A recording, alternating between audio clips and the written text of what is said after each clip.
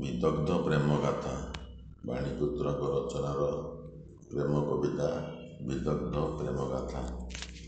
ଶୁଣ ମୋ ପ୍ରେୟସୀ ବାଳା ମୋ ମନ ଭାବନା, ଜାଣେ ନା ଅଛି କି ନାହିଁ ତାର ସମ୍ଭାବନା।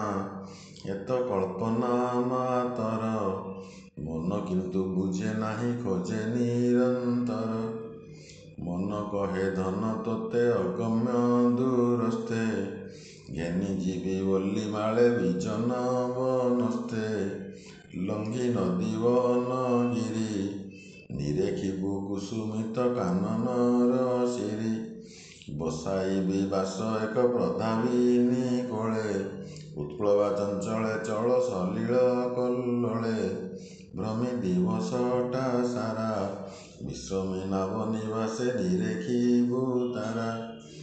ତୋଳି ଦେବି କମଳିନୀ ସଙ୍ଗେକୁ ମୁଦିନୀ, ନାନା ରଙ୍ଗୀ ବୋଳି ଦେବି ମୋ କ୍ଷୁଦ୍ର ମେଦିନୀ।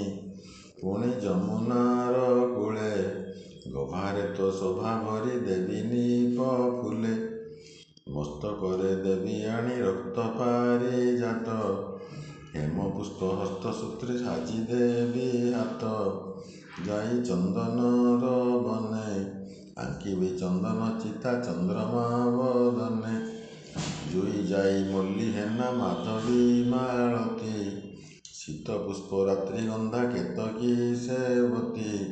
ଗୁନ୍ଥି ଦ୍ରୁମୋତ୍ପଳ ମାଳା, ନାନା ପୁଷ୍ପେ ସଜାଇବି କଟିର ମେଖଳା। କଜ୍ଜଳ ପୂରିତ ତୋର ଲୋଚନ କମଳେ, ଲୋହିତ ଓଷ୍ଠ ପଲ୍ଲବେ ଆନନ ବିମଳେ। ମୃଦୁ ଭ୍ରୁଲତା କୁଞ୍ଚନେ, ନିରେଖି ଲେଖିବି ଗୀତ କେଦାର କାନନେ। ରଖିଯିବି କବିତାର ଅକ୍ଷରେ ଅକ୍ଷରେ, ବିଦଗ୍ଧ ବିଶବ୍ଦ ଭାବ ଅଛି ଯାବକ୍ଷରେ। ସେହି ପ୍ରେମ ସ୍ରୋତସ୍ୱତୀ, ଲେଖନୀର ଗାରେ ଗାରେ ହେବ ବେଗବତୀ। ଭାସି ଭାସି ସେହି ତଟୀ ନିରେ ନିରେ ନିରେ, ଯିବା ତାର ଶେଷ ଗତି ବାରି ଧୀରେ ଧୀରେ। ସିନ୍ଧୁ ସ୍ରୋତର ତରଙ୍ଗେ,